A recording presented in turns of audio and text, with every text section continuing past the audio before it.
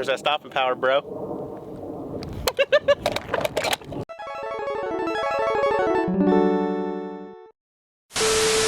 YouTube, what's going on? If you're new here, my name's Roger. I own a company called QVO Tactical where we make holsters and gear and also film content for this channel.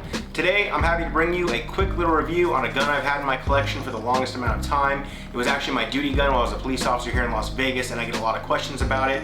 It is the Springfield Armory TRP Operator 1911 5-inch model with the full-length Picatinny rail.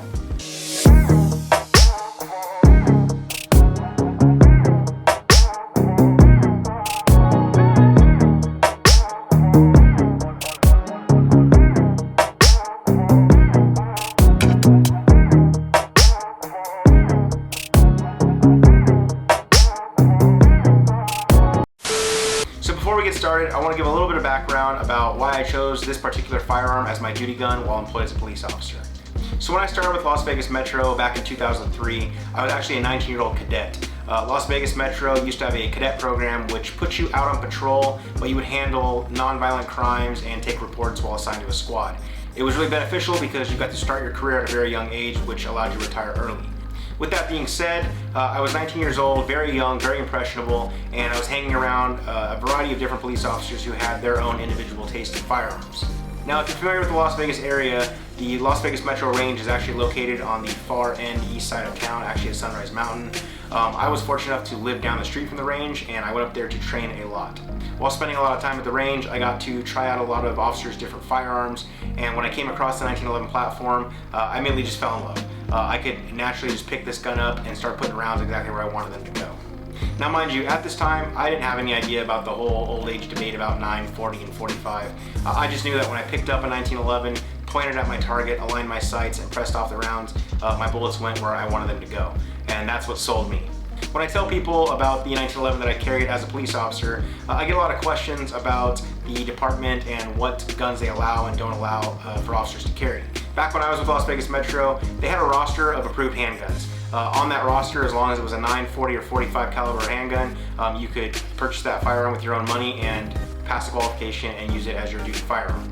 So as I started to get into 1911s, I came across some competition shooters that were shooting 2011s and 1911s at the time, and they were telling me about the different lightweight triggers they had and all of the bells and whistles that they put on their custom competition guns and how it made it perform better for them. Now, at the time that I was on the Las Vegas Metropolitan Police Department, you could not have your handgun modified or tuned by anybody.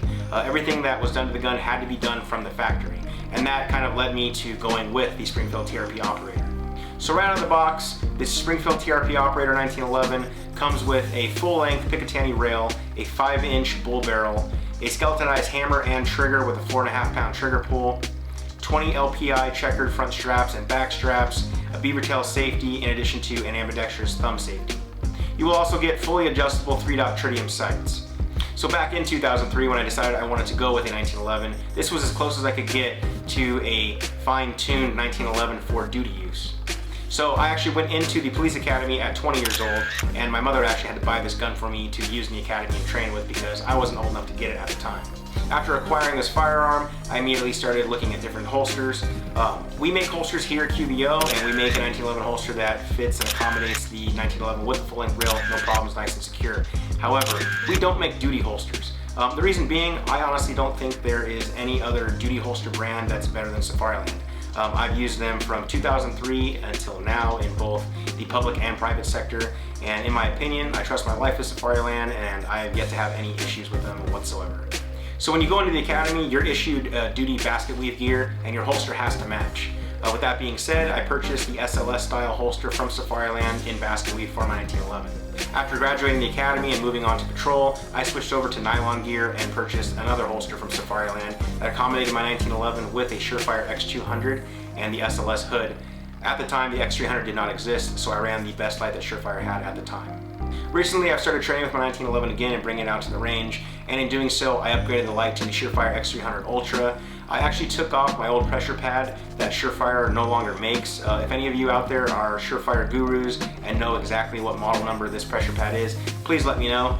It is specifically made for 1911s. It allows the index finger of your support hand to pressure upwards and engage the light. I think this is awesome because it doesn't make you have to break your grip or extend one of your fingers to actuate one of the lights. You can utilize the light momentarily with a full grip on the firearm, and you can keep all of the tension there. I really do like that about this switch, and if anybody knows where I can get another one, please let me know. In addition to upgrading my light, I also upgraded my holster to the Safariland ALS holster. I attach it to a QLS system, which I now run on a dedicated belt setup for it using a Safe Life Defense Nair duty belt and some single stack mag carriers. So like I said before, I've always used Safariland for duty holsters. Switching over to the ALS has been a breeze. The natural placement of where your thumb goes to actuate the ALS lever is awesome. It's super intuitive, and it also falls right in line with the manual thumb safety of a 1911. It makes it so easy that when you draw, your safety is automatically deactivated, and you can press off rounds if you need to, especially if you're shooting from retention.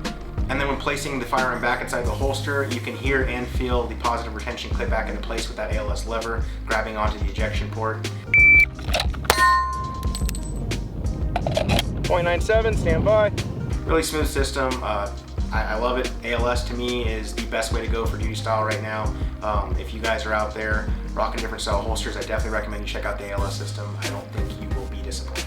Now I know I might get some comments down below about the several other 1911 manufacturers out there on the market, and I'm sure they're awesome as well. Just for me, everything that I wanted came out of the box from Springfield with the TRP Operator 1911 model.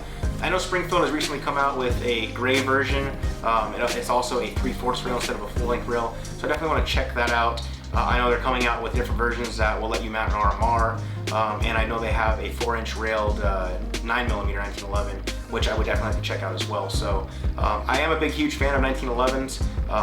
To me, they were just the best as far as ergonomics when I was out on patrol. I don't have the largest hands, so with that being said, the single stack was nice for me. I ran Chip McCormick 10-round mags, which gave me 10+1, and I had 6 on my belt. So altogether, I was running 71 rounds. Now I typically run just the 8-round Chip McCormicks. They fit nice into the magwell that comes equipped with the 1911, the TRP Operator model with order from Springfield. Overall, all around, out of the box, sweet 1911. I'm definitely happy with it. I've kept it for the last 16 years. I think right now in my collection, it is the gun that I've had the longest. Still shoots like a dream, rock solid. Went out to the range, as you guys saw in this footage, not one single issue. I was able to run the .1 Tactics drill and a 8.74 clean with this gun.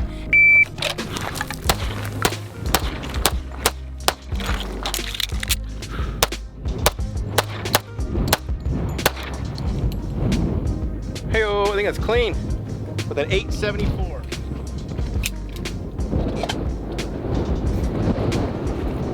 I was also able to do some really quick build drills, quick for me anyway, with this setup, running the ALS and my TRP Operator with the X300. No problems whatsoever. So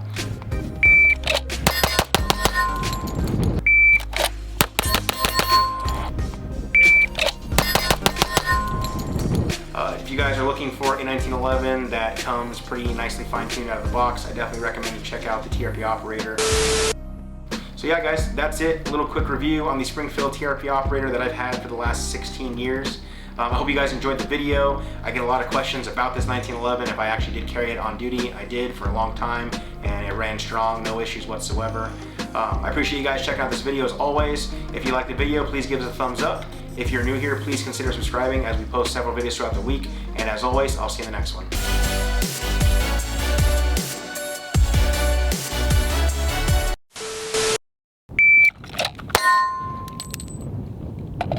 .97, stand by.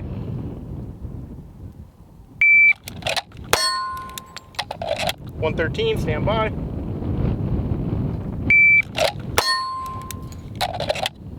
.89, stand by.